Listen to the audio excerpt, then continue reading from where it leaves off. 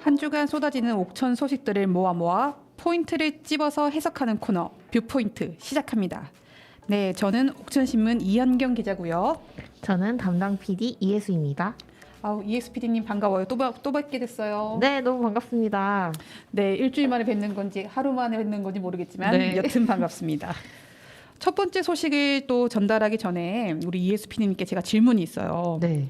해수 PD님은 이제 초중고를 이제 옥천에서 나오셨으니까 제가 특별히 드리는 질문인데요. 네네. 초등학교, 중학교, 고등학교 다닐 때 등교, 하교 어떻게 했는지 기억이 나실까요? 제가 초등학교는 집 근처라서 걸어서 다녔고요. 중고등학교는 제가 구읍에 살아가지고 중학교까지는 거리가 그래도 좀 되더라고요. 고등학교도 그렇고. 그래서 다행히 아침에 갈 때는 아버지 출근 시간이랑 맞아 떨어져서 차를 타고 나왔는데 네. 집에 갈 때는 가기가 너무 힘든 거예요. 이게 인도도 솔직히 제대로 안 돼 있고 그렇죠. 남자인 친구들은 또 고등학교 때 자전거 타고 다니는 애들이 많은데 되게 위험하게 다녔고요. 또 저 같은 경우는 버스 정류장이 여중 근처에 있긴 있어요. 그래서 거기서 한참을 기다려도 그때 당시에 또 스마트폰도 없고 시간표도 제대로 확인하기도 어렵고 시간표 봐도 솔직히 뭔지 모르겠는 거예요. 그래서 마냥 기다리기 힘들어서 그냥 걸어 다녔습니다. 아, 그랬군요. 그러면 조금 더 디테일하게 질문을 한번 해볼게요. 네네. 등교 시간은 몇 시였나요?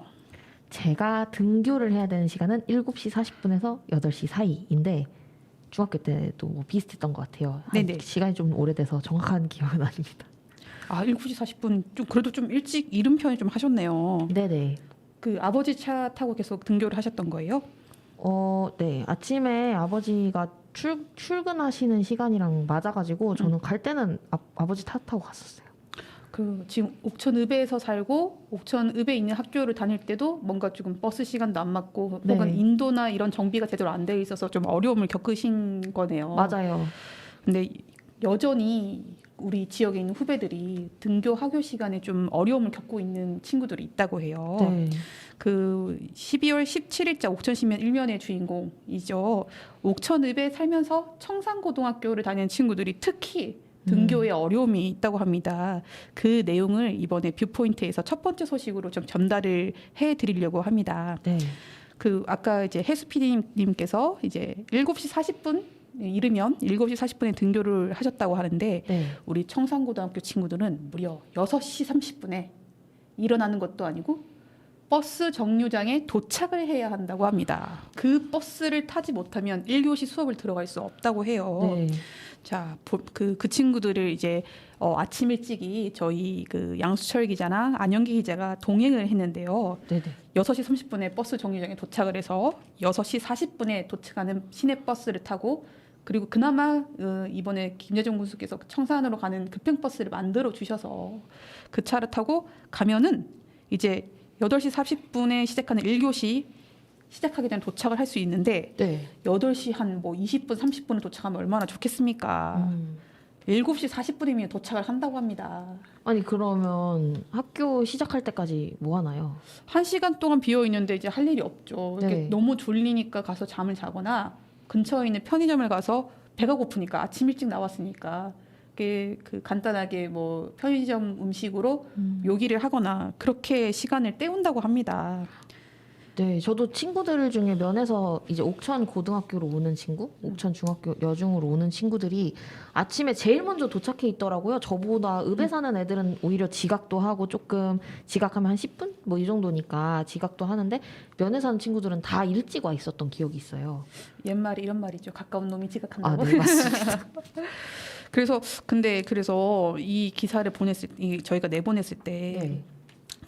청산고등학교 다니는 친구들의 이 등교권을 이동권을 조금 보장을 해줘야 된다 이런 기사를 이미 나갔어요. 네. 근데 한간에서는 옥천읍에 살면서 굳이 가까운 옥천고등학교 두고 왜 청산까지 멀리 가는 선택을 했느냐 이런 반응도 조금은 있었는데요. 그게 무슨 말이죠, 대체? 그러니까 학교를 선택할 네. 수 있는 권리가 우리 옥천에 있는 청소년들에게 있고 네네. 그 친구들은 청산고를 선택했다고 좀 말씀드리고 싶어요. 어떻게 네. 보세요? 옥천 고등학교랑 산과고에 다니는 학생 고등학교만 두고 봤을 때 수용 가능한 인원이 정해져 있잖아요. 그럼 거기에 다니지 않는 옥천 학생들은 옥천에서 학교를 다니지 말라는 말인가요? 거기까지는 네 제가 네. 그 항의하시는 분들의 그 뜻을 잘 다 네. 모르겠지만 네. 맞죠. 이 옥천에 있는 그 중학생, 옥천에 있는 소재의 중학교를 졸업한 친구들이 어쨌거나 우리 지역 안에 있는 고등학교를 가고 싶다고 했을 때는 최대한 그 이동하기 편하게 네. 그 해줘야 될 의무가 저희 지자체에는 있다고 보고요. 네. 만약 이 친구들이 서울에 살고 있었다면 어땠을까요? 아니 뭐 당연히 그냥 지하철 타고 지하철 2분마다 한 대씩 오잖아요. 아니면 버스 타고 한 방에 학교를 갔겠죠. 맞아요. 지하철, 시내버스, 마을버스가 아주 촘촘히 연결돼 있고 배차 시간도 짧고 노선도 훨씬 많고 하다 보니까 훨씬 편리했을 거예요. 이제 그런 관점에서 우리 옥천읍에 살지만 청산고등학교를 다니는 친구들의 이동권을 이게 네. 독자분들이나 옥천 주민분들이 한번 바라봐 주셨으면 좋겠다. 이런 말씀을 먼저 드리고 이 내용을 좀 더 깊이 있게 들어가 볼게요. 네. 일단은 이 기사를 보고 우리 옥천읍에 사는 그 청소년들이 청산고 다니는 게 굉장히 힘들겠구나라고 많은 분들이 그래도 공감을 해주시는 분들이 더 많았었어요. 네. 그러면 이 문제를 해결해주고 싶으신 마음이 있겠죠. 그렇죠. 자, 옥천에는 청소년 이동권을 증진하기 위한 제도들이 여러 가지가 만들어져 있어요. 네. 먼저 김대중 군수님이 이번 임기를 시작하시기 전에 공약으로 내세웠던 사업 중에 하나가 청소년들에게 무상 버스를 제공하겠다 이거인데요. 네. 공약이 좀 다듬어지고 또 다듬어져서 초중고 통학 교통비 지급 제도가 이게 완성이 됐어요. 네. 이 내용이 무엇이냐 이 조례에 따라서 옥천군 농어촌학교 학생 교통비 지원 조례에 따라서 이제 초등학교, 중학교, 고등학교를 다니는 우리 학생들에게 그 비용의 일부분을 좀 지급을 해주는 건데 네. 조건이 조금 있습니다. 어떤 조건인가요? 집과 학교 거리가 2km 이상 좀 떨어진 친구들에 한해서 네. 받고 있어요. 게다가 학교를 다니고 있는 학생으로 한정을 해서 학교 밖 청소년들은 이 제도를 받을 수 없는 좀 한계가 있긴 합니다. 사실 청소년기에 뭐 용돈이 풍족한 것도 아니고 사실 어딘가 이동을 하기 위해서 선택할 수 있는 게 대중교통이나 도보 외에는 거의 없을 텐데 그러면 학교를 다니지 않는 청소년들은 또 거기서 소외가 된 상황이네요. 네, 그래서 이 부분은 조금 더 이제 네. 제도를 보완할 필요가 있다고 얘기가 나오는데요. 네. 그런데 이 제도가 있음으로써 어쨌거나 네. 우리 2km 이상 학교가 떨어진 친구들은 버스 탈 때 버스 비용을 일부 보전받아서 굉장히 혜택을 누리고 있긴 해요. 근데 그럼 청산고등학교 다니는 친구들은 그걸 조례를 이용할 수 있는 거 아닌가요? 이용할 수 있죠. 네. 그런데 이 조례만 해서는 이 학교를 가는 문제를 해결하지 못해요. 청산고등학교 학생들은. 왜죠? 왜일까요? 거리가 안 되나요? 청산고등학교 친구들은 이 6시 40분 버스가 아니라 7시 반 사이 버스가 필요해요. 네. 그러면 이제 1시간 걸려서 8시에서 8시 반 사이 도착을 하면 이제 1교시를 들을 수 있거든요. 네. 근데 이 문제를 해결하려고 하면은 버스 배차 간격을 좁히거나 버스 노선을 좀 더 확장하거나 뭐 이런 문제가 필요한데 이 조례 가지고는 이 버스 증차 문제를 해결할 수는 없습니다. 아이고. 그래도 또 제도가 하나 더 있어요. 청소년 이동권 관련한 제도가 하나 더 있습니다. 네. 황교철 도의원이 발의한 충청북도 교육청 학생 통학 지원 조례가 있습니다. 네. 아침 일찍 등교해야 하는 학생들의 통학 문제를 보다 좀 더 직접적으로 해결할 수 있는 조례입니다. 네. 이 조례가 만들어진 배경에도 청산고처럼 아침에 통학하는 문제가 발단이 돼서 이 해결하고자 만들어진 그 배경이 있는데요. 지금 저희 옥천신문 기자가 현장을 따라갔던 청산고등학교 친구들이 해도 뜨기 전에 뿌연 안개 속에서 버스를 타고 등교하는 사진을 볼 수 있어요. 어두컴컴하죠. 네. 네, 해 뜨기 전에 버스에 오르고 있는 모습입니다. 사진은. 진짜 밖이 깜깜하네요. 네, 맞습니다. 이게 방금 말씀하신. 네, 이 조례 황교철 의원이 만드신 충청북도 교육청 학생 통학 지원 조례로 이 통학 문제를 해결한 사례입니다. 저 교복 입은 친구들 보이는 라디오를 보시면 알 거예요. 안내중학교 친구들이에요. 네. 안내중학교에도 청산고등학교 친구가 겪고 있는 문제랑 똑같은 문제가 있었어요. 네. 배차 시간이 안 맞고 하다 보니까 안내중학교 학생들도 등교 시간보다 1시간이나 일찍 학교에 도착해서 그 친구들의 표현에 따르면 그냥 멍 때리고 있었다고 합니다. 교실에서. 우리 청산고등학교 친구들은 그래도 면 소재지에 있어서 네. 학교가 편의점이라도 갈 수 있었어요. 안내중학교 근처에 뭐가 없잖아요. 없어요. 네. 없고 뭐 체육관도 없고 안내중학교는 그냥 교실에 앉아가지고 진짜 학생들의 표현 그대로 멍 때리고 있어야 하는 시간들이 있었습니다. 근데 이 버스를 증차하는 문제는 예산이 또 수반되고 하다 보니까 되게 좀 풀기 어려웠는데 이 문제를 이제 그 황교철 의원은 택시를 이용해서 뭔가 풀어보자라는 아이디어를 좀 내셨어요. 네네. 그래서 앞서 말씀드린 학생 통학 지원조례 충청북도 교육청 학생 통학 지원조례는 택시를 운영을 해서 학생들의 통학을 지원하는 근거를 만들어 두고 있습니다. 국내 택시 업체와 계약을 맺어서 안내중학교 학생들의 통학을 실제로 지금 돕고 있습니다. 네. 그래서 7시 15분이면은 이제 학교 도착해가지고 8시 40분에 시작되는 30분인가? 네. 그쯤 시작되는 1교시까지 멍 때리고 있던 친구들이 네. 이제는 8시 5분에 집에 나와서 통학 택시 불러서 타고 학교로 도착해서 이제 수업을 받을 수 있는 상황이 됐습니다. 조금 일찍 일어나면 그럼 식사도 할 수 있고 그럼요. 삶의 질이 많이 달라졌겠네요. 엄청 달라졌죠. 아이들이 굉장히 좋아합니다. 네. 학생들이 굉장히 삶의 질이 높아졌다고 얘기를 하고 있고요. 그러면 이제 이 통학 지원 조례를 가지고 청산고도 그대로 적용해서 문제를 풀면 되지 않겠느냐라는 생각이 들죠. 지금 근데 이게 가능하지가 않아요. 왜 그런 거죠? 왜냐하면 이 통학 택시 이 제도가 지금 대상자를 중학생으로 지금 한정을 해서 운영을 하고 있습니다.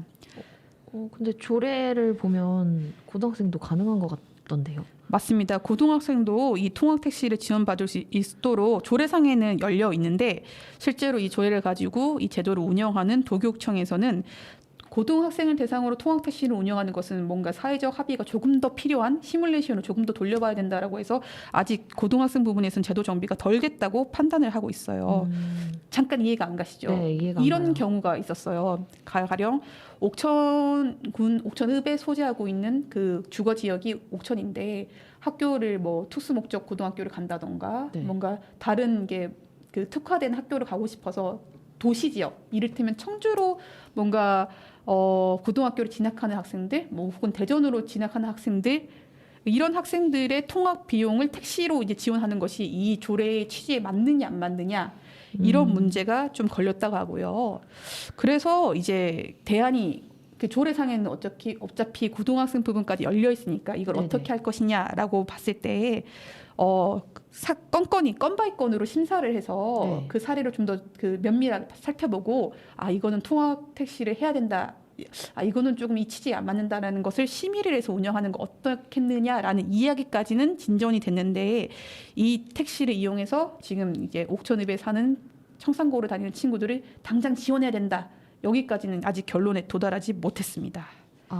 청산고등학교 다니는 친구들에게 그냥 지원을 해주면 되는 문제가 아닌가라는 생각이 저는 첫 번째로 들고. 그 도교육청과 이 조례를 만드신 여기 황교철 의원께서 이렇게 뭔가 시뮬레이션을 많이 돌려봤대요. 네. 근데 앞서 말했던 특수한 목적에 있는 고등학교를 가기 위해서 시군 단위에서 이게 뭔가 대도시 단위로 이동하는 고등학생 숫자가 좀 더 많대요. 이게 네. 이 조례가 옥천군만 한정된 게 아니라 뭐 계산, 단양 다 해당되는 조례고 그 도에서 이런 경우를 좀 따져보니까 그런 대도시로 이제 통학을 하는 친구들이 더 많아서 이 부분은 어떻게 조금 더 손봐야 될 것인가 사회적 합의를 해야 될 것인가라는 부분은 분명히 좀 남아있는 문제라고 하네요. 네. 그래서 이거 건바이 건을 심사 빨리 이게 좀 뭔가 정착이 돼서 이 친구들이 이 통학 문제가 조금 더 해결이 됐으면 하는 바람을 같이 이번 소식에 담아서 전달해 드리고 싶고요. 네네. 근데 해수피님 저희가 옥천신문이 이 체제를 어떻게 시작을 좀 했는지 좀 아실까요? 저도 궁금해요. 옥천신문 기자들이 그 열심히 이제 주민들의 제보로 거의 네. 모든 뉴스가 채워진다고 해도 과언이 아니고요. 그리고 제보가 들어오면 이게 현장을 열심히 쫓아다니면서 네네. 팩트 체크하고 이제 어떤 구조적 문제가 있는지 보고해서 기사를 만들고 있는데 이번에 청소년의 이동권, 특히 학교 가는 그 등굣길, 하굣길 문제를 짚어야 한다는 의제를 처음 이렇게 네. 저희 신문사에게 전달해 주신 것은 우리 민간단체 교육공동체 행복교육 네트워크라는 조직이에요. 맞습니다. 네. 행복교육 네트워크에서는 그 내년도에 우리 지방선거가 있죠. 네네. 지방선거를 앞두고 국내에서 있는 교육 의제들을 이렇게 샅샅이 살펴보고 그 의제들을 모아서 정리해서 작업해서 하는 그런 작업들을 하고 있어요. 그래서 맞아요. 네. 진짜 5만 가지 이야기가 지금 쏟아져 나왔어요. 네네. 그거를 이제 분야별로 정리를 하고 있는데 그 중에 한 가지가 청소년 이동권 문제가 나왔고요. 네. 나머지는 한 10가지 의제가 있다고 하는데 그 내용들은 매주 이제 옥수신문 지면을 통해서 어떤 의제들이 있는지 살펴보실 수 있을 것 같아요. 네, 조금 부연 설명을 하면 이동권과 관련해서는 또 그 안에서도 세분화돼서 3개의 파트로 나뉘어서 얘기가 될 만큼 수요가 굉장히 많았어요.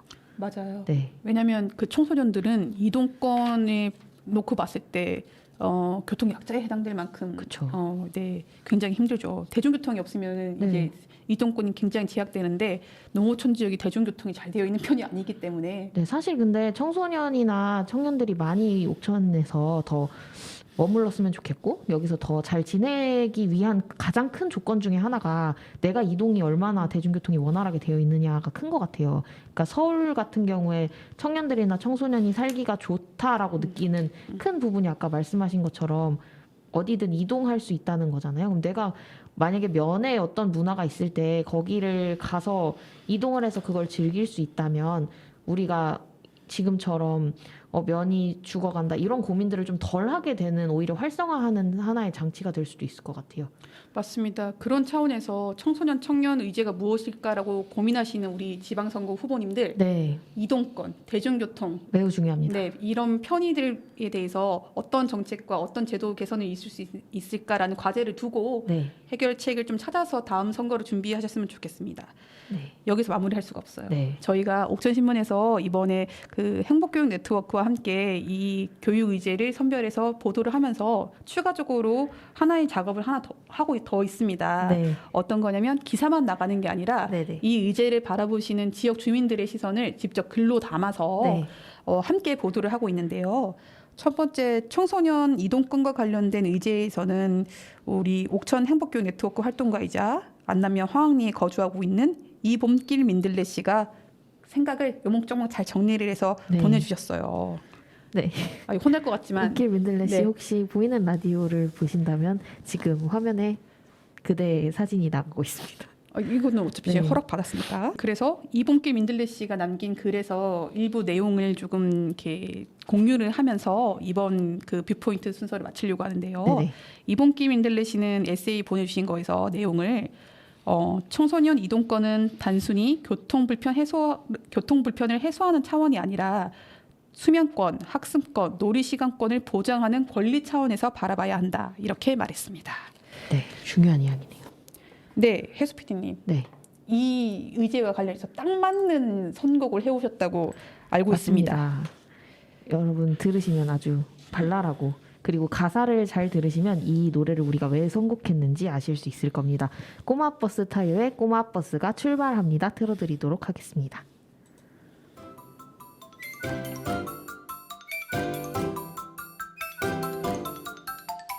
꼬마버스가 출발합니다. 부릉부릉 힘차게 달려갑니다. 우리 집 앞 정류장에서 매일매일 볼 수 있지요. 꼬마버스가 출발합니다. 부릉부릉 힘차게 달려갑니다. 우리 동네 여기저기를 매일매일 태워주지요. 부릉부릉 띠띠빵빵 날먹 꼬마버스 비가 내려도 언제나 문제없지요. 부릉부릉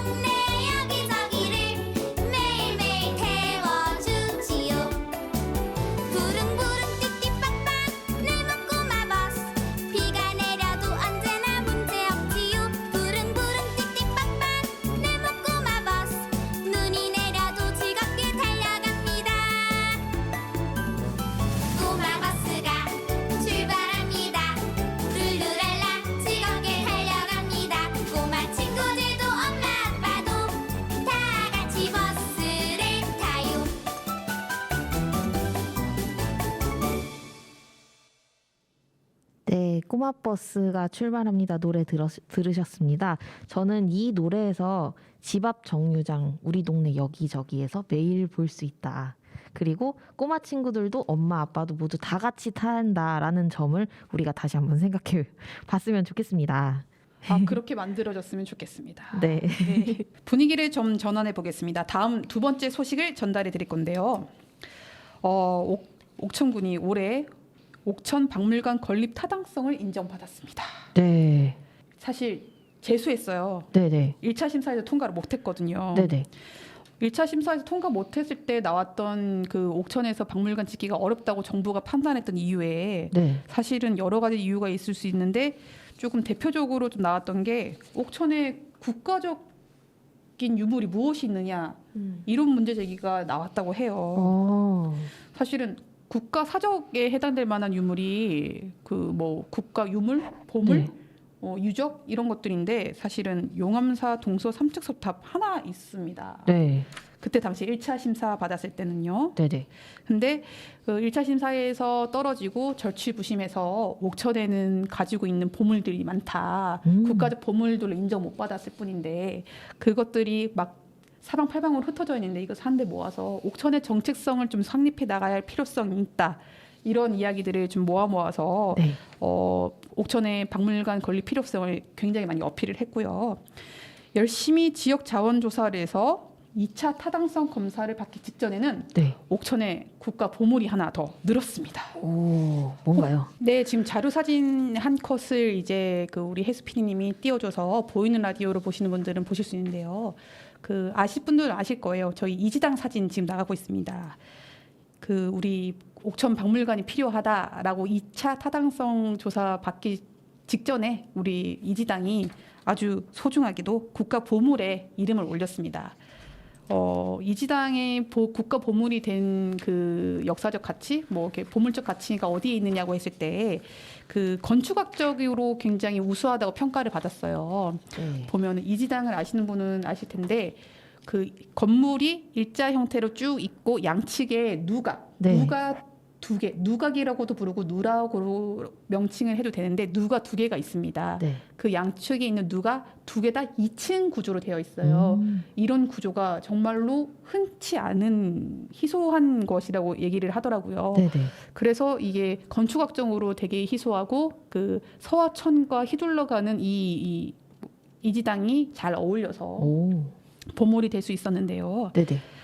그런데 이지당의 보물 소식과 또 덧대어 네. 또 기대를 모으고 있는 좋은 소식이 들릴 것만 같은 그런 오. 기대감을 솔솔 풍기는 소식이 하나 더 있습니다. 네, 어떤 거죠? 자, 청성면으로 가셔야 합니다. 네. 이제 청성면을 딱 찝는 순간 느낌이 오실 거예요. 왜냐하면 청성면이기 때문에. 네.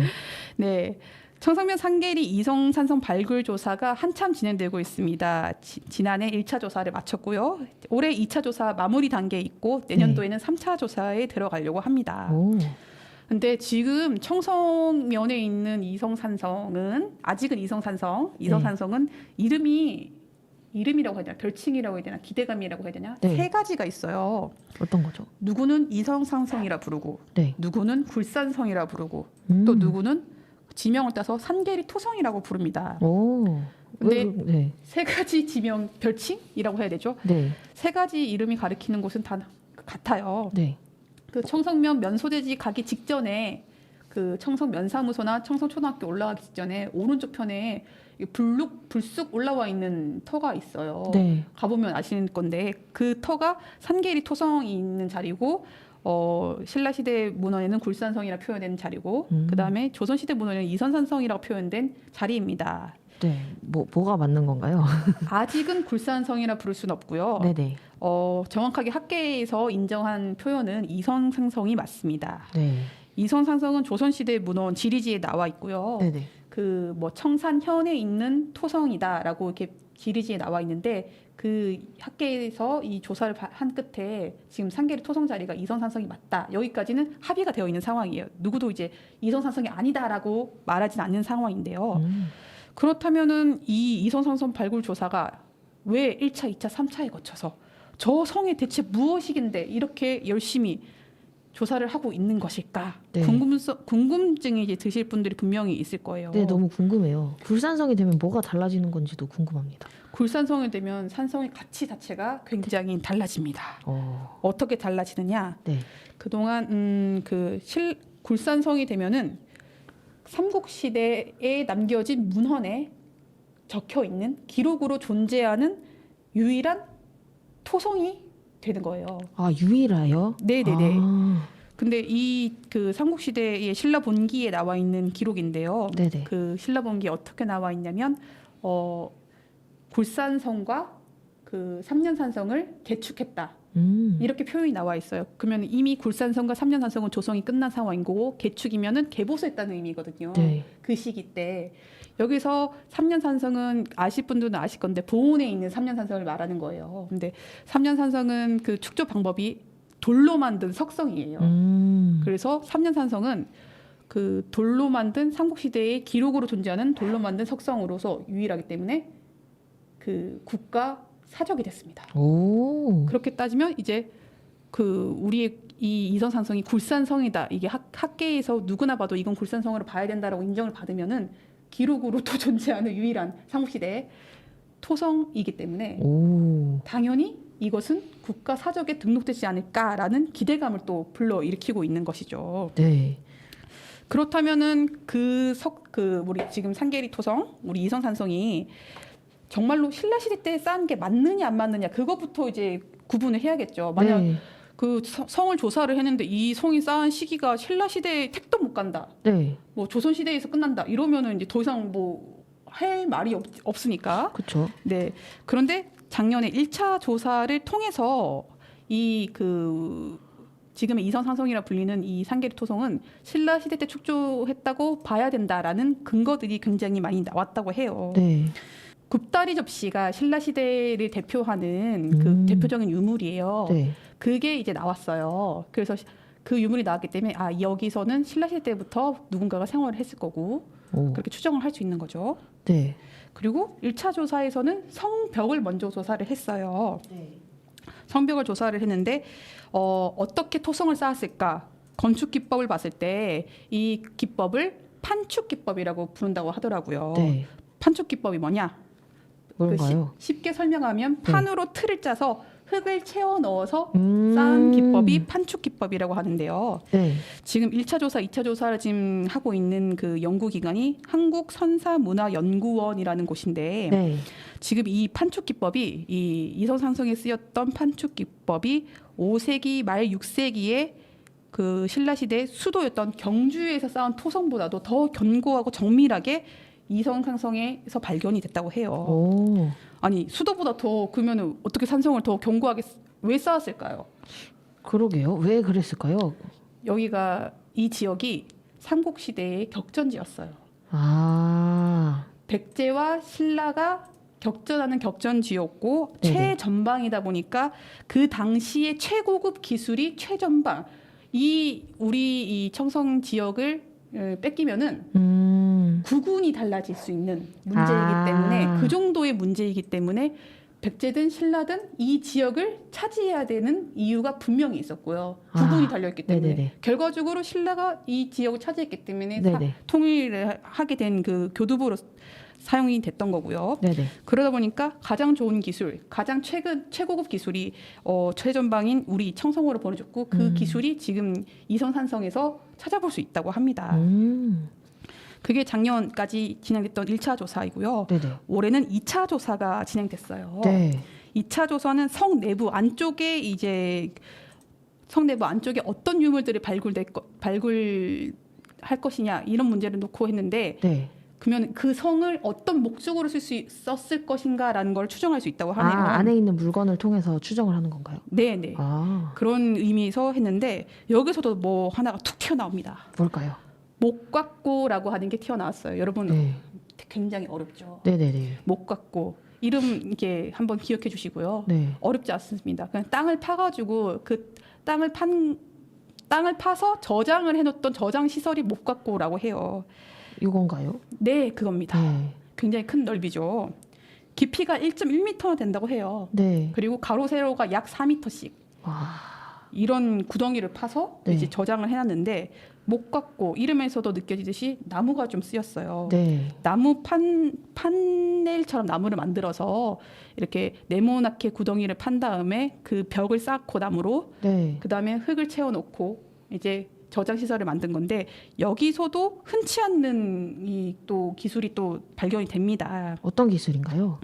이게 습기나 이런 것으로부터 이제 저장물을 보호하려면 왜냐하면 다 썩어야 되잖아요. 그쵸, 그쵸. 썩는 게 그건데 최대한 덜 썩게 만들고 오래 저장하기 위해서 어떻게 해야 되느냐라고 고민을 했던 것 같아요. 그 시대 사람들이. 네. 그러니까 외부의 습기로부터 이걸 보호하려고 저작물들을 나뭇잎으로 거의 밀봉하다시피 벽을 둘러싸고 이제 채워 넣었다고 하더라고요. 오, 지금 어쨌든 여기 발굴된 현장에도 나무가 테두리가 다 남아 있네요. 네, 저희도 제가 현장을 좀 다녀왔는데 네. 가서 가장 먼저 했던 질문이 그거예요. 나무로 만든 삽도 남아 있고 눈에 네. 띄게 저 나무 판넬도 굉장히 생생하게 남아 있어요. 너무 신기해요. 5세기 말 6세기에 지었을 거라고 추정이 되는데요. 네. 5세기 말이면은 400몇 년 480년대 뭐 이런 때인데 네. 그래서 어떻게 이것이 썩지 않고 남아 있을까라는 질문을 했는데 이제 정교한 기법이 건축 기법이 쓰였다고 하고요. 어. 지금 그 현장에서 같이 놀랬던 현장 주민들은 이게 그 무덤을 쓸 때 석회 네. 바르는 것과 똑같은 원리이지 않을까라는 말까지 해주셨어요. 아, 이런 방식에서 따온 것일 네. 것이다. 네. 그래서 이 목각고마저도 정말로 건축 기법이 굉장히 훌륭하기 때문에 이 가치가 좀 더 2차 조사 결과 올라갔다고 지금 보고 있고요. 네, 여기 목각고 안에 무슨 동물 유체랑 식물 유체도 나왔나요? 네, 씨앗 같은 것도 나왔고요. 네, 이제 그 동물 유체 이런 걸 이제 보고 좀 더 분석을 좀 해야 되는데 이 네. 목각고가 곡식들을 저장하는 용도로 쓰였을까 아니면은 그 최전방이었던 만큼 무기고의 역할을 했을까 아니면은 뭔가 그 당시에 동물을 놓고 제사를 지내는 용도였을까 이런 다양한 추측들이 나오고 있는데요. 이것은 좀 더 연구가 필요하다고 합니다. 아 그렇군요.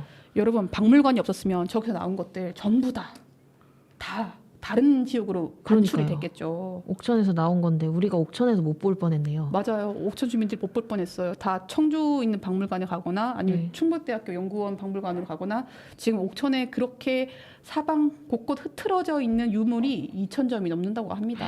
진짜 많네요. 그래서 옥천의 박물관이 꼭 필요하다 이렇게 어필을 좀 많이 했던 것 같고요. 네. 다행스럽게도 문체부에서 그 필요성을 좀 인정해서 옥천의 박물관을 보실 수 있을 것 같아요. 다행이네요. 네.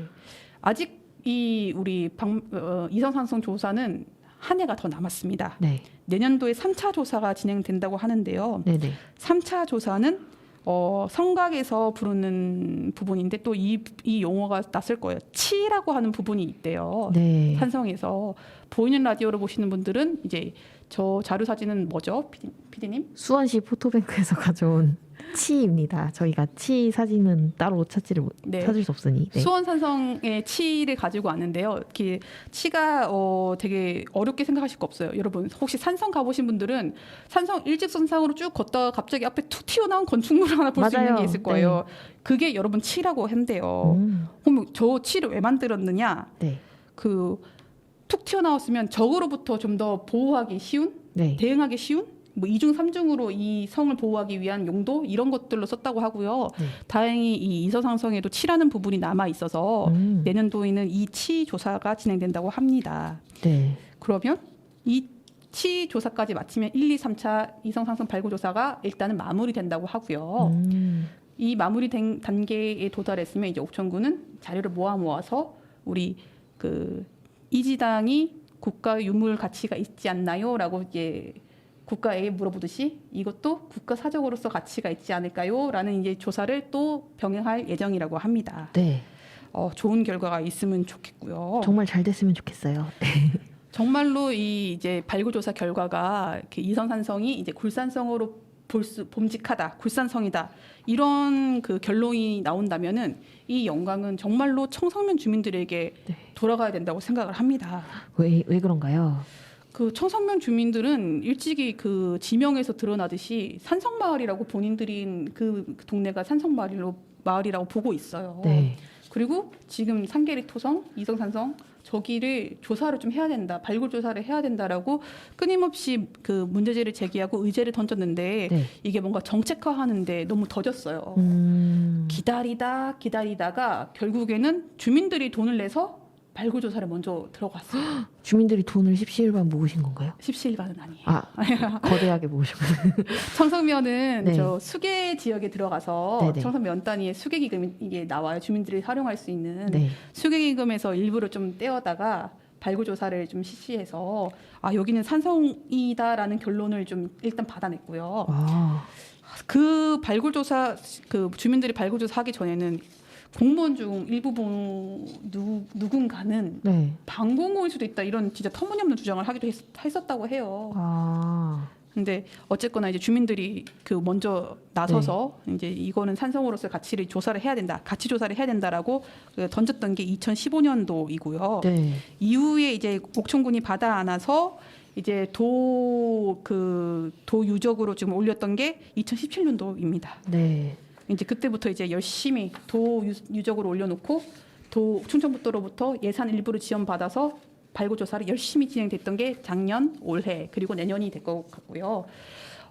주민들이 시작을 해서 어쨌거나 이게 옥천군이 받아 안아서 열심히 조사를 하고 있는데 좋은 결과가 있길 정말로 네. 학수고대하고 있습니다. 네. 이 내용은 제가 현장까지 가고 여러 차례 수차례 이게 산성의 가치 우리 옥천군이 총 산성이 40개가 넘는 산성이 있는데 네. 산성의 가치를 조금 더 발굴하고 뭔가 정체성을 좀 쌓아가는데 활용해야 되고 관광 자원으로도 활용해야 된다는 얘기는 옥천신문에서 수년째 하고 있고요. 네. 그럼에도 불구하고 좀 늦게 된 감이 없지 않아 있지만 당연히 이것은 좀 이제 더 진전되길 바라는 마음을 가지고 있습니다. 그리고 이 내용은 우리 옥천군 공무원 중에서 강병수 학예사님을 직접 네. 불러서 좀 더 자세하게 물어보시면 좋을 것 같아요. 네, 제가 열심히 강병숙 학예사님께 코너 하나 하자고 러브콜을 보내고 있습니다. 이제 이만큼 보냈으면 네. 받아주셔야 된다. 현장에서 강병수 학예사님을 칭찬하시는 주민들이 굉장히 많습니다. 네. 그래서 강병수 제가 전달하는 거는 전문성이 떨어지다 보니까 분명히 한계가 있고 강병수 학예사님이 나오셔서 우리 이성산성뿐만이 아니라 이지장이 가지고 있는 가치라든지 그리고 그 우리 옥천 박물관을 이제 짓는 작업을 이제 타당성 조사에 서류를 준비하면서 향토 우리 해관에 있는 그 수장고에 잠재하고 있던 유적들의 가치들을 기록화하는 작업들도 같이 하고 있어요. 오, 네.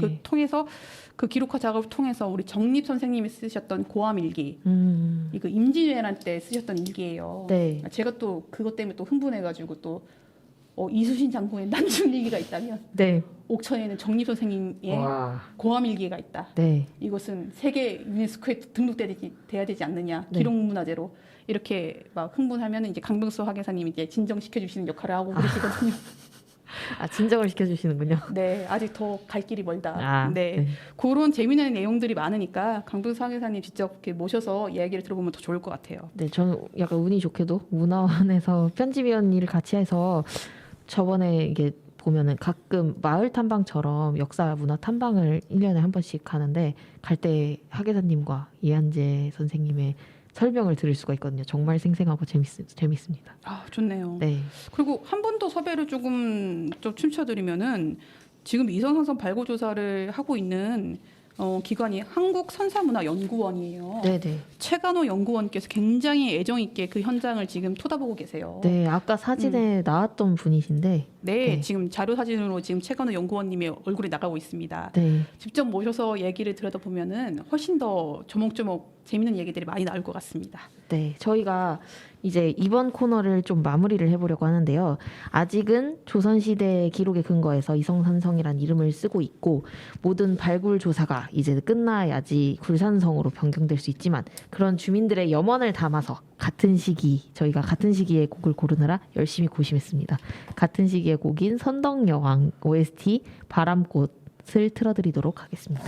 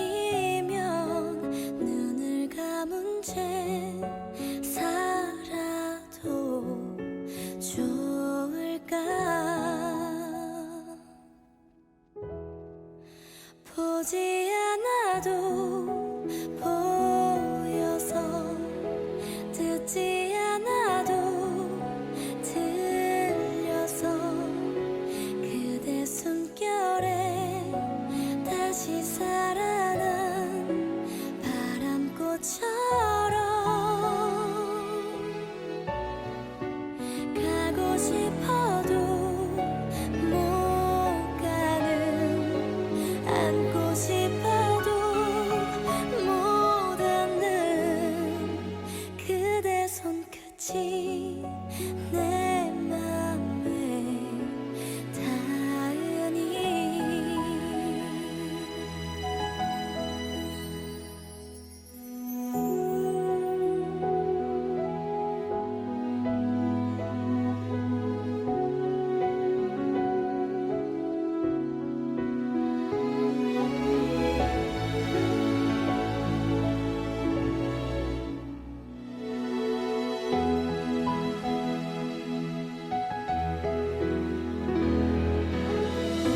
긴 밤이 지나고 나면 알까 눈물 속에 웃고 있는 사랑을 잡고 싶어도 못 잡는 가고 싶어도 못 가는 그대 마음에 다시 살아난 바람꽃처럼 보지 않아도 보여서 듣지 않아도 들려서 바람에 실려 흩어져 날리면 그대 마음에 흩어져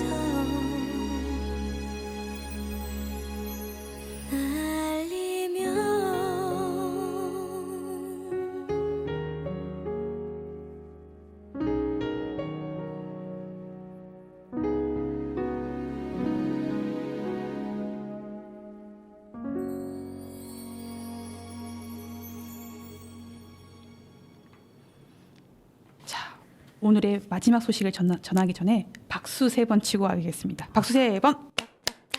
네, 축하합니다.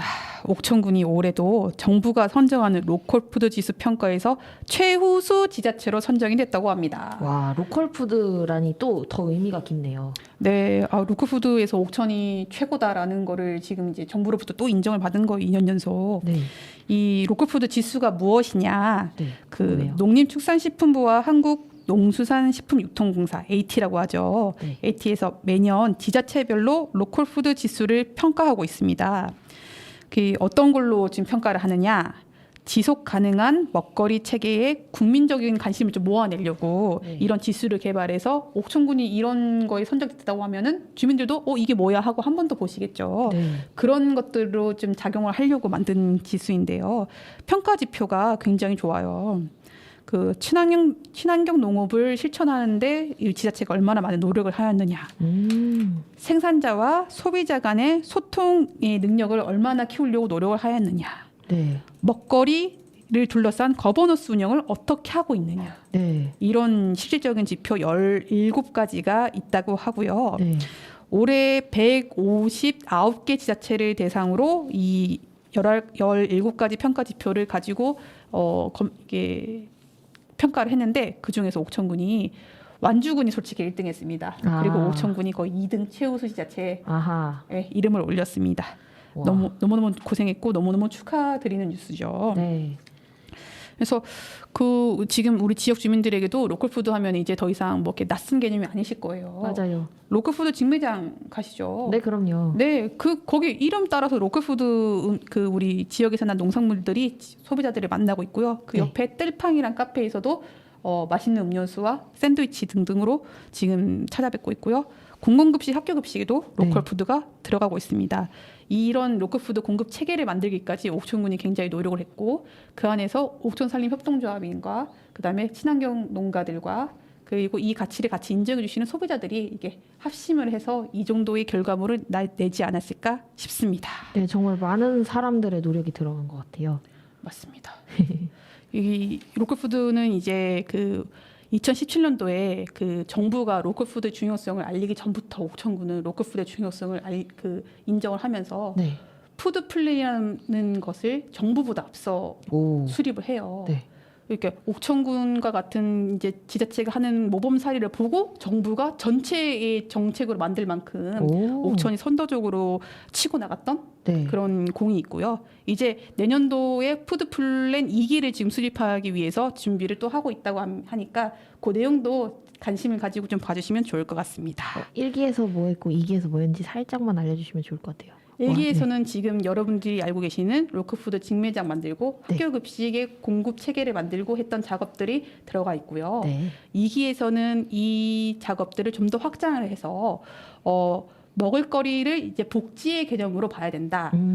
이제 단순히 소비자들이 이 소비의 개념을 복지의 개념으로 더 덧대어서 이 먹을거리의 안전으로부터 조금 이렇게 위협받는 분들을 네. 이제 공동체 밥상이나 공동체 부엌이나 이런 개념들로 정책을 만들어서 조금 더 이게 건강한 먹거리를 먹을 수 있는 복지 개념을 확장해야 된다.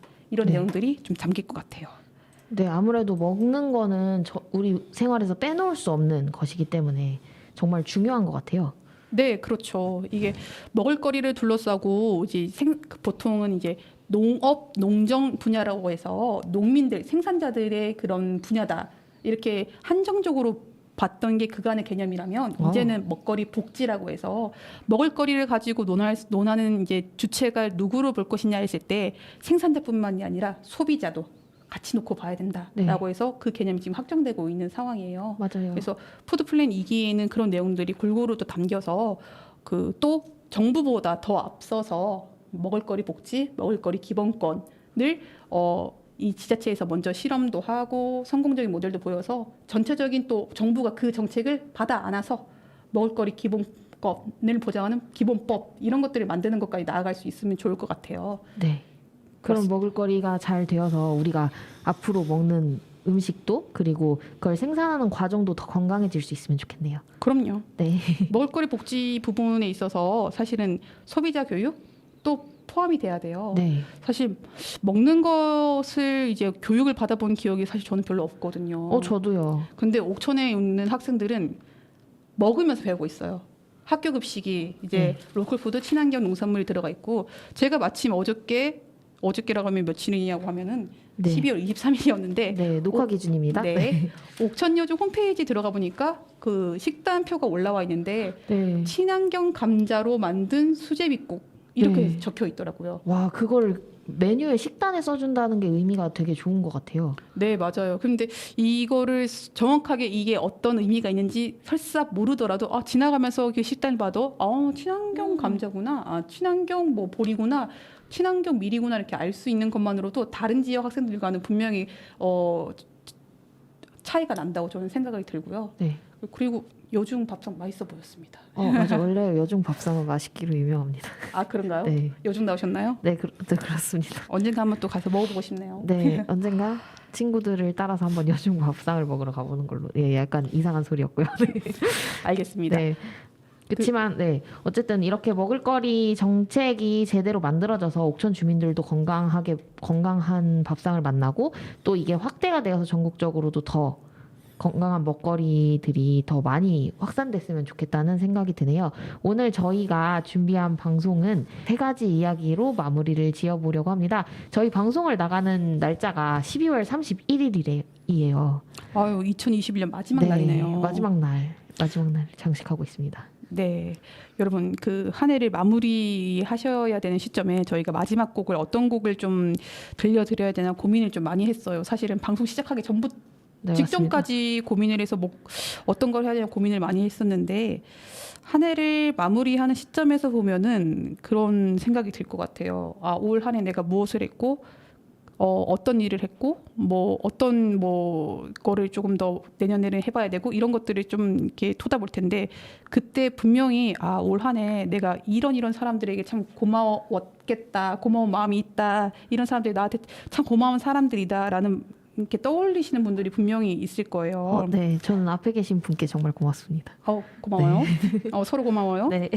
그래서 뭐 기온이 뭐 영하권으로 뚝뚝 떨어져가지고 칼바람 불고 춥지만은 사실 지금 딱 올 한 해 나한테 고마운 사람이 누구였지 생각했을 때 그런 사람들 때문에 영하권으로 떨어져도 뭔가 따뜻한 겨울이지 않을까 생각이 들어요. 네, 저희 옥천 FM 공동체 라디오 방송도 주민들에게 따뜻한 방송이 되고 싶습니다. 네, 그렇다고 합니다. 네. 옥천 신문도 따뜻한 신문이 되고 싶습니다. 네. 새해 복 많이 받으시고요. 오늘의 비포인트는 마지막 곡 샤이니 종윤의 따뜻한 겨울을 끝으로 인사를 드리겠습니다.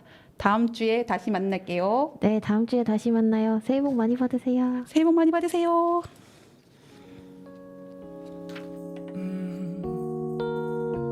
Yeah, babe. No, no, no, no. 따뜻한 겨울이 다시 돌아왔어. 코트에 목도리, 스웨터 벙어리 장갑, 그런 게 없어도 사실 난 전혀 안 좋아. 내 곁엔 항상 너 곁에 있으니 우리 솔직해져 볼까. 내게 실망한 적 있지. 마저 나도 너에게 상처받았던 적 있지. 따뜻한 겨울에 넌 너가 사라지듯이 지금은 그것도 다 추억이 되졌지만 고마운 마음이 자꾸만이 남아서 내게 해줬던 그 말이 귓가에 맴돌아서 오늘도 전혀 안 추워. 따뜻한 이 겨울엔 내 곁엔 항상 너 곁에 있으니.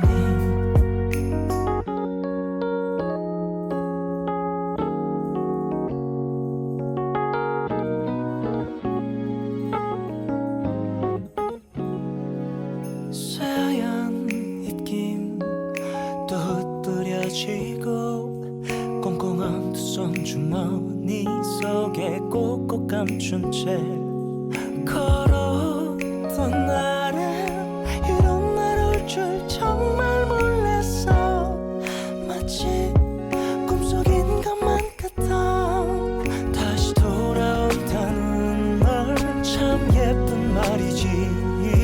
다시 또 만날 그날이 약속된 안녕인 거니까. 따뜻한 겨울이 나에게 돌아왔듯이 네 맘도 언제나 내 곁을 돌고 있으니 고마운 마음이 자꾸만이 남아서 내게 해줬던 그 말이 귓가에 맴돌아서 오늘도 전혀 안 추워.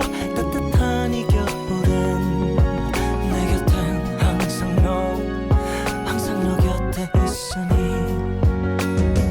있잖아 나 항상 하는 말이지만 입버릇처럼 달고 사는 말이지만 참 고마워. 부족한 날 그대로 아껴줘서 덕분에 내 평생이 따뜻해.